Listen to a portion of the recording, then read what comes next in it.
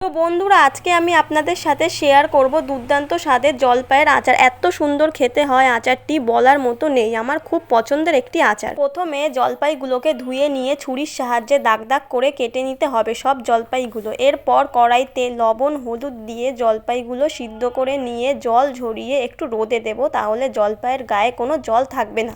এবার একটি মশলা তৈরি করব। কয়েকটি শুকনো লঙ্কা, সাদা সর্ষে, পাঁচফোড়ন, ধনে, জিরে ও কয়েকটি রসুন। আপনি যদি পুরো নিরামিষ বানাতে চান তাহলে রসুনটা বাদ দিয়ে দেবেন। আর আচারে তো জল ব্যবহার করা যাবে না, তাই এই মশলাটি আমি ভিনিগার দিয়ে বেটে নিলাম। এবার একটি পাত্রে মশলাটি ঢেলে লবণ ও সর্ষের তেল দিয়ে মিক্স করে জলপাইগুলো দিয়ে খুব ভালো করে মিশিয়ে নেব। আর সর্ষের তেল আমি আগে গরম করে রেখেছি। তেলটি ঠান্ডা হয়ে গেলে মশলা মেশানো জলপাইগুলো ওই তেলের মধ্যে দিয়ে দেব। এবার 7 দিন রোদে দেওয়ার পর আচারটি খাওয়ার উপযুক্ত হবে। ভাত, খিচুড়ির সাথে দারুণ লাগে আচারটি খেতে। তো দেরি না করে জলদি বানিয়ে ফেলুন।